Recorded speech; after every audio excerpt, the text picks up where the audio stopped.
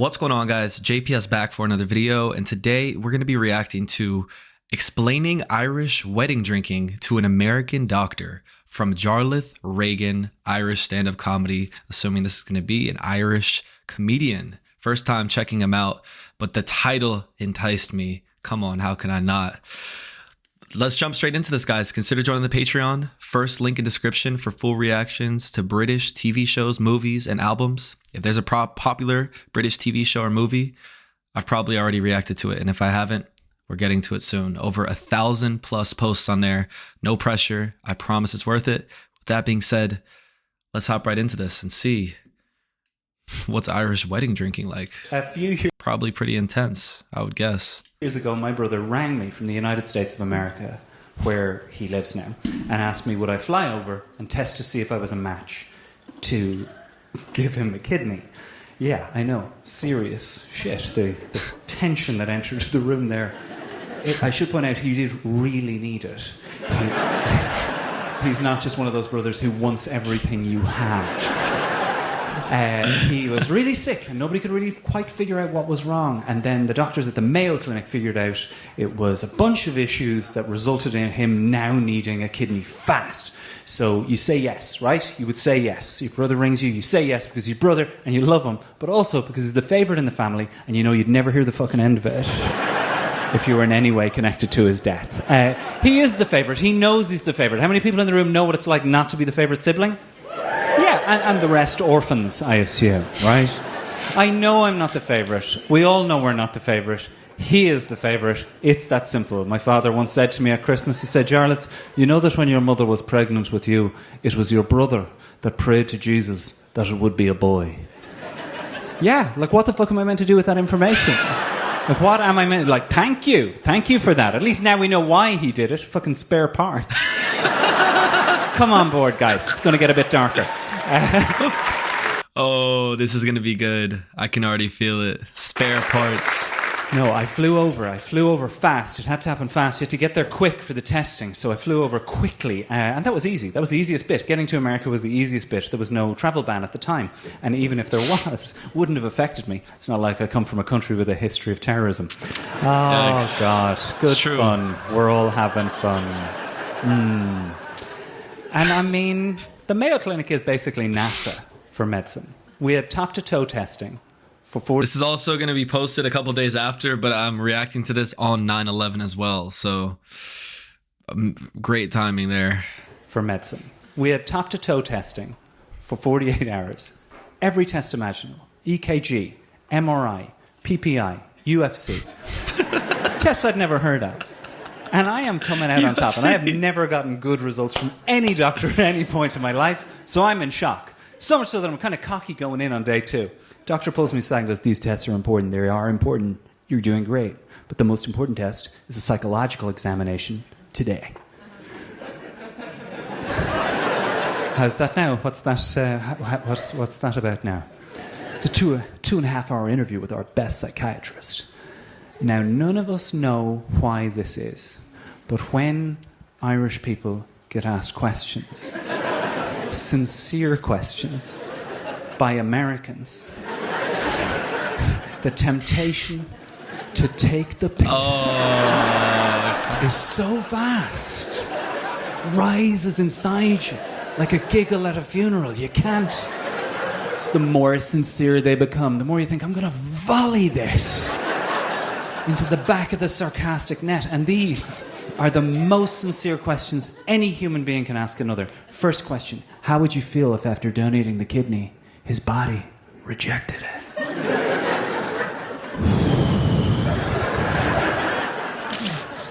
Be fucking furious.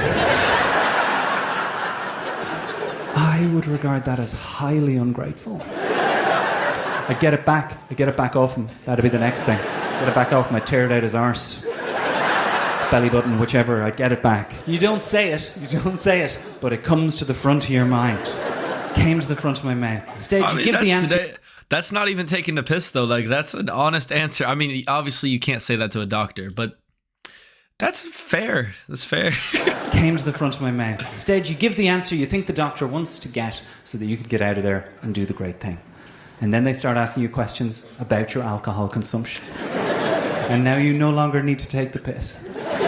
Because you're honest, you're real, your genuine Irish answers sound like piss-take answers to any American doctor. And these are not difficult questions. Question number 1, do you drink? I give the perfectly acceptable Irish answer of, not really. Yeah, about that. It's a yes or no. Well then no. Yeah, no, sit down, no. Compared to my friends, no. We all know that's true. It's not an A or B answer. It's relative to these fucking idiots that you hang around with. And those men ridicule my drinking at every opportunity. She's like, so when would you drink? When do you drink? I said, well, never. I wouldn't. Like, I don't. I do, but like I wouldn't. I'm not. You couldn't put me in the category. I like when I'm going. No, listen here. To be totally honest with you, on my oath, Doc. Seriously, look at me. I don't. I would never. I never just drink. I never do that. I will occasionally drink. But I'll never just drink. The beautiful part about this moment here is all of you know exactly what that means. But the term drinking is not used at the Mayo Clinic. They've never heard of the term. It's not on any of the forms. And it's very hard to explain the term drinking to an American doctor without using phrases like, you know what I mean, Doc, when you want to do a bit of damage. So she thinks she's in an intervention. She's around my side of the table. She's knee to knee with me. Tell me, when does the drinking occur? I mean, you guys know the answer. Weddings, right? Everything else is child's play compared to this shit. The gloves come off at a wedding. She's like, what? And how many drinks would you typically have at a wedding? Yeah, Jesus, somebody said. How many drinks would you typically... Who the fuck has ever counted? I think that's an undocumented figure. I don't think anybody has ever counted 1, 2, 3, 4 at a wedding, because the question is I don't think it would end at 4. That's why it's never been counted. I would love to see the documentation on that. Average drinks per person at Irish weddings. Also, it was nice to hear the Egypt. I hadn't heard that one since like Father Ted, damn near. Drink. The wedding is when you really drink. You know, a weekend out, drink. During the week, chill. You know, maybe a cheeky pint. You see what I'm saying? Like, it's... I don't drink, though. 1, 2, 3, 4 at a wedding. Because the question is not how many. The question is how long. How long are they going to serve us for? The question is, do I have a room at the hotel? Is there a bar extension? Did I bring cans? These are the questions. I was like, I don't know, Doc. I couldn't tell you now. I couldn't tell you off the top of my head now. I'm just there for the romance now. I'll be able to put a figure on that. Well, we've got time. Why don't we work through it? Why don't you explain to me how the drinking pattern works at an Irish wedding? It's like, if I do this, no Irish person is ever going to be permitted to give a kidney ever again. Instead, you're here. You can't deny it. You got to go. You go. I said, well, the way it works for me is the night before. Go on Google Maps and I figure out where the church is, right? Then I switch to Street View.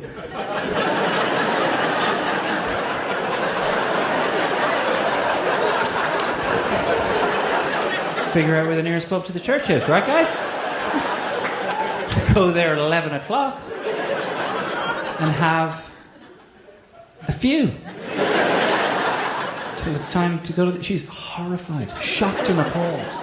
Why would you do that? Because you don't know how long that ceremony's going to take. By the end of this, I'm explaining to her how it's not uncommon towards the end of the evening for an old man to climb over the bar at the wedding, start pulling pints to help out. And I'm pretty sure I'm walking out of there fully intact. I've blown it, it's done. Instead, she says, It explains a lot. What you're saying to me explains a lot, because it's the same pattern that we see among athletes who donate. They have a big game and a blowout and then a long dry period. Big game, blowout, long dry period. And athletes like you, extremely high kidney function. That's what I'm seeing. I've never told a doctor to fuck off in my entire life. Fuck off. And that is one of the many steps that produced my brother now having 3 kidneys. And me flying on one. There you go. Amazing what the human body can do, though. Like, you can live off one lung, too. Probably live off one everything.